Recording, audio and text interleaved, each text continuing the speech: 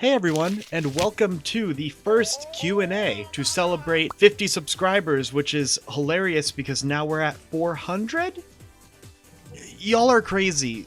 Thank you so much. I really didn't expect anyone to see anything that I make on this channel. So the fact that so many of you have come through and thought that what I make is good enough and worth a subscription, that's insane to me. Thank you so much. But hey, you guys asked questions and I'm here to give some answers, so let's get right into it. This question was actually on a separate video, but I feel it's important to answer here. Raul Cheese asks, what do you edit your videos with and how long does it usually take? So as far as what I use to edit my videos currently, it really depends on the complexity of what I'm making. For example, a lot of the more complex effects and things like that I do, I actually use the Adobe suite. I mainly edit in Premiere.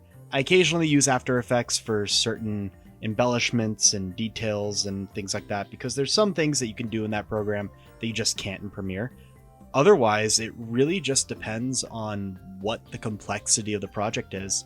Over the decade or so that I've been editing, I've used everything from Vegas to Avid to DaVinci Resolve to things on my phone such as InShot, which actually this section has been edited off of. I'm kind of doing that to prove a point where you can pretty much just start creating from absolutely nothing. For the longest time, I didn't even have a computer that could run any editing software, and so I just used like very basic stuff off of my iPod and whatever footage I could record of my friends messing around. You really can work with anything, you just got to give yourself the opportunity. As far as how long it usually takes, so I do have a day job, and unfortunately that causes the editing timeline to be a bit more extended than I want it to be. Honestly, a lot of the videos that I've created, I feel like I could make within a few days, or perhaps like a week, if I just had absolutely nothing else going on. But obviously, it's important to balance, work, social life, taking time for yourselves and things like that, which is why I've been giving myself an ample amount of time to get these done so that it never turns into a chore. Because that's the thing with the channel, is I want to keep having fun with it. Gaming Otaku asks, why bug? So I know that this is a bit of a joke question, but I have a genuine answer as to why I picked bug for the DigiPen video.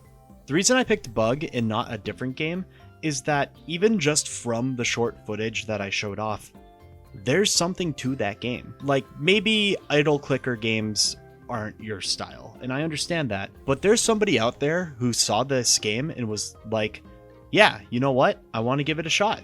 This looks fun. And that's what I really want to do with this channel.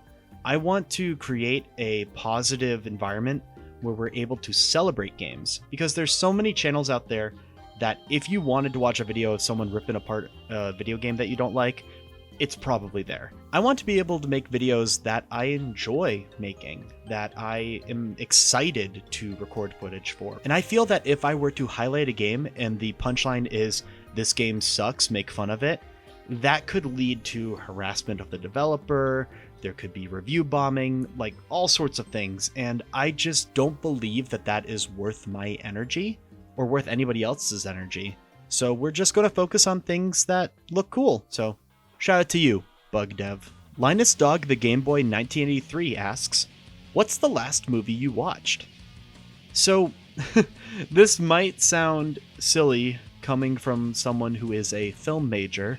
I don't really have the time to watch a whole lot of movies these days. And when I do, it tends to be something that I've already seen and I just have it on in the background, because sometimes that noise can help you work a bit better. But the last film that I watched was actually a documentary called Dear Zachary. And if anybody has watched it, you already know what the contents are. It's a bit shocking, it's a bit dark, but I really enjoyed the experience of watching it and seeing the events unfold the way they do. If you are interested in very heavy, grounded in reality documentarian work, that is a personal recommendation. Gaming Otaku also asked, my question is, do you think that VR will develop enough to become mainstream? Also, favorite book / manga / novel? I'm going to start with the book question first because that will be probably the easier one to answer, more succinct. My favorite book is Nosferatu by Joe Hill. It is a super campy horror novel about a guy who's essentially a vampire that in order to like live longer, he has to kill people with his Mercedes. It's interesting. It's different. I had a lot of fun and was thoroughly entertained reading it. It may not be everyone's cup of tea. I personally love horror literature, so I ate it up. As far as if I feel VR will develop enough to become mainstream, I feel that for a lot of people and just a general audience, what is going to make VR mainstream is two things. One, accessibility. Two, software. There are still plenty of places in this world where the cost of a Quest 2 just is outrageous and there's no reason to pick it up. Because once you pick it up, what kind of software are you going to be running with that? If you don't have a computer that is VR ready, you're going to be running independently on that. So you need to have software, you need to have games and experiences that make it worth it. And there have been some really cool VR games over the years. I mean, one of my favorite games of all time is Boneworks. It's an incredible experience. And if you don't get crazy motion sick from VR, highly recommend the experience. It is one of the best experiences in VR I've ever had. So to answer the question, I think we're not there quite yet, but we're so close to creating an environment where VR could thrive. It just really needs that developer assist. Nugs on My Mind asked, what is your favorite FGC to watch? And also, favorite fighting game to play? I do love Streets of Rage 4, but curious about yours. As far as what my favorite fighting game to watch competitively is, you really can't beat Marvel games, especially like MVC2. They're just so flashy, so fun. There's so much technically going on. And I'm not very good at the games personally, so it's really cool to see higher level play and character combinations for your tag teams that I would never think of, and how those are linked together to keep combos going. As far as my favorite fighting game to play, I feel like Punch-Out for the Wii is a bit of a cop-out answer. So as far as a traditional sort of fighting game goes, I really love the King of Fighters series. I specifically really like 98.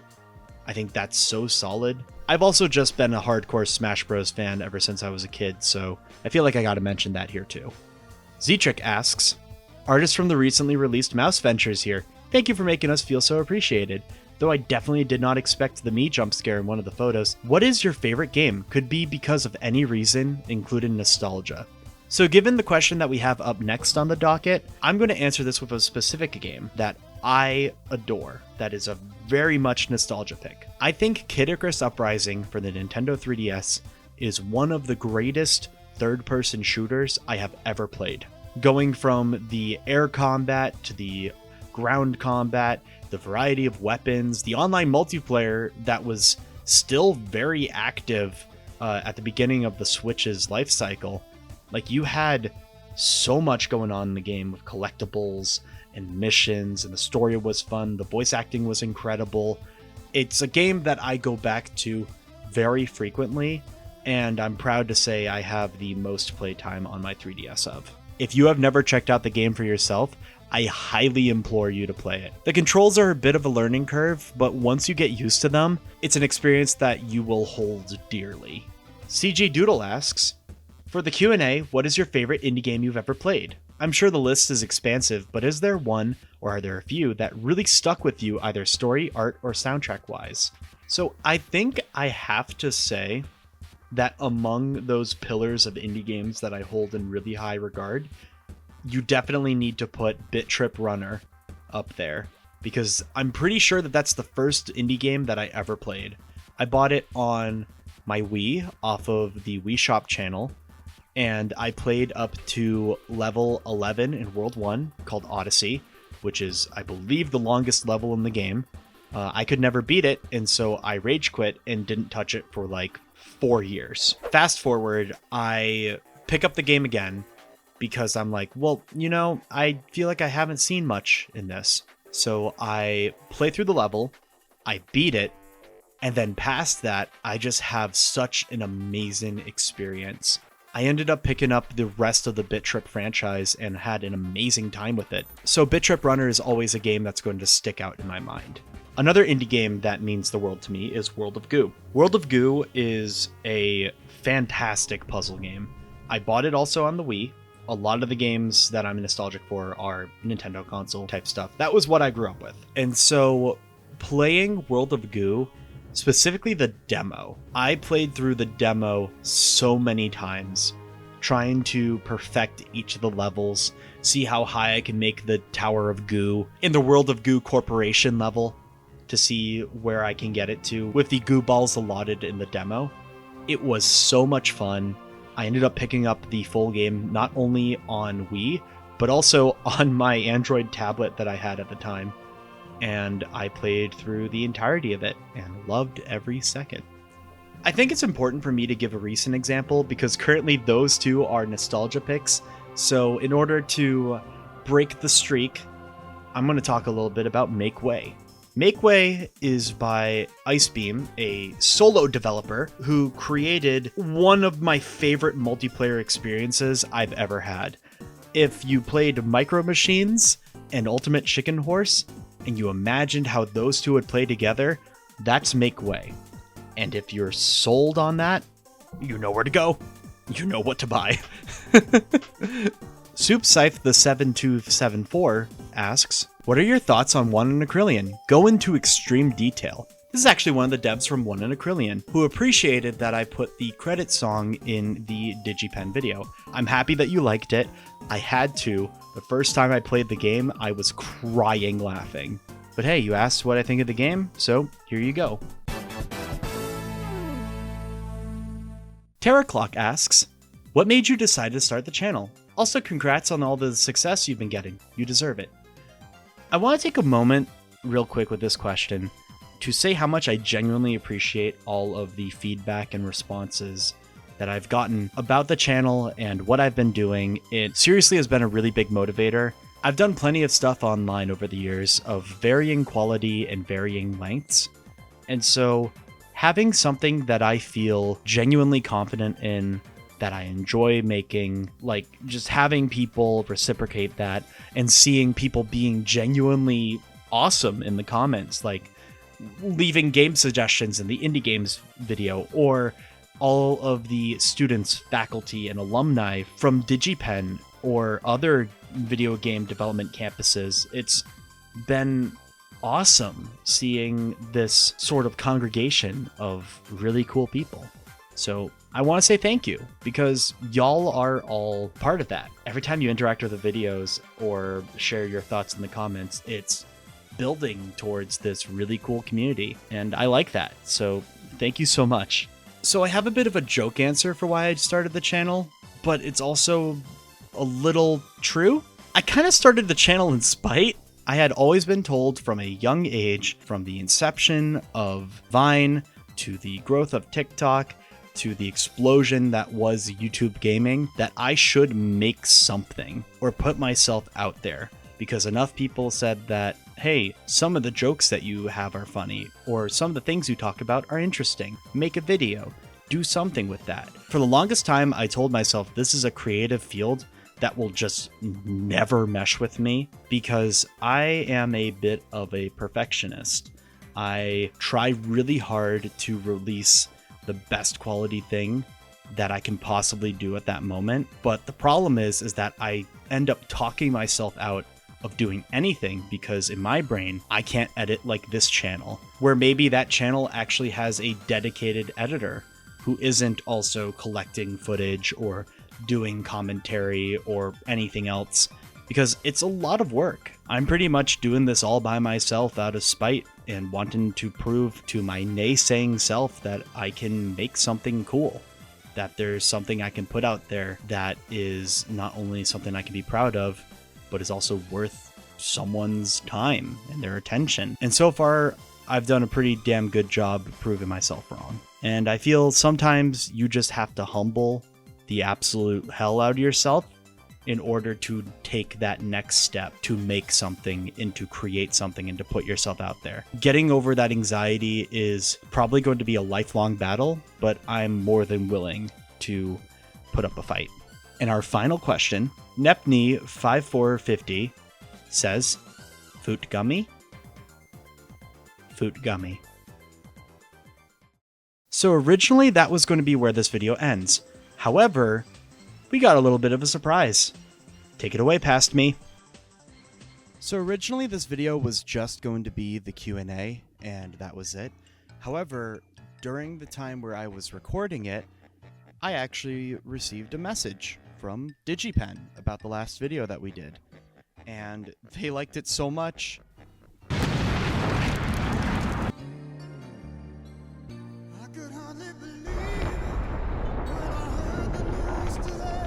They sent me a package. I thought it could be cool, you know, maybe to like open it on camera, because I haven't touched anything in this. It's still got the tape, which honestly, that's pretty cool. So yeah, let's do it together. I've realized that this recording setup is probably not going to be the greatest thing for showing me picking things up out of the box. So I'm gonna just grab this over here. It's like so cool that they wanted to send something. And hey, DigiPen, if you're watching this, thank you so much. Like seriously, I kind of said it briefly in the DMs that we exchanged, but the idea for the video had been with me for a few years now. And I finally felt confident enough to make something.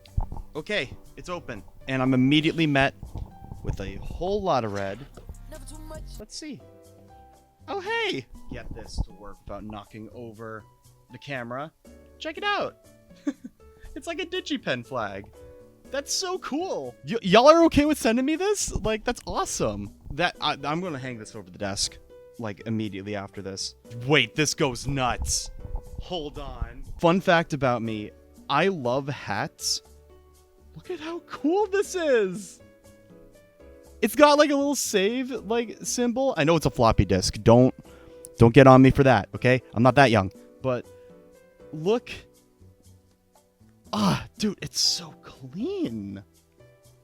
I already have like 6 outfits I can use with this. Oh my god. Yo, I'm like geeking a little. This is awesome. Oh my gosh. Okay, well this I'm going to use every day. It's a little mug. It has like, oh, I like this what's that effect called? Just this 3D sort of effect going on with the actual font there. Oh hell yeah. That's so cool. What the heck? Why'd you guys send me so many cool things? This is DigiPen Dragons, which while I was doing research actually, you know, there's a couple things I want to bring up. Let me see if I can prop this up so that looks cool. Good enough. So when I was doing research for the DigiPen video, I learned that a lot of the developers that have come through that campus have worked on some of my favorite games. Like, they had people who worked on Scribblenauts. I mean, everybody knows about Portal, but they had people who worked on Scribblenauts. Y'all don't know how much of a chokehold that game series had on me as a child. So, like, I kind of freaked out.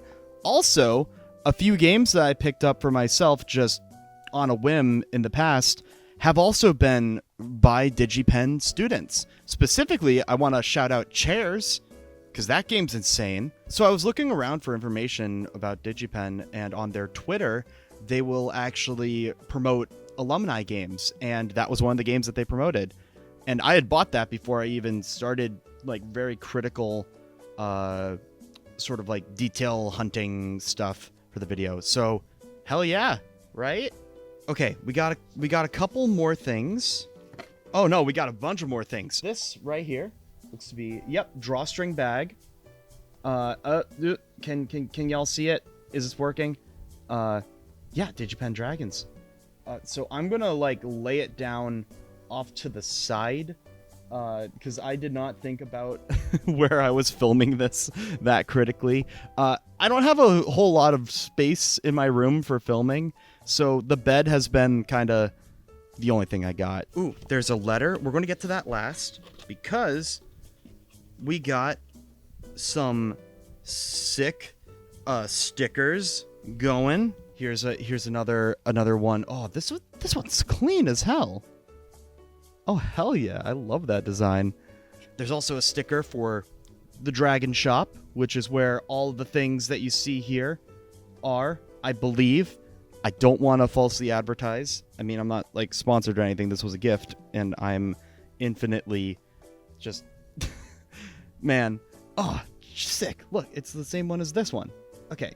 Well, I know immediately what these are going on. Also, we got a little business card, which is reminding you, hey, play some student games on Steam. You can scan that QR code to check out their Steam page. I'll try to hold it steady for a sec so y'all can get it. But that's awesome. All right, finally there is a letter. Oh, that's sweet. Look, it's a little thank you note. Let's read it.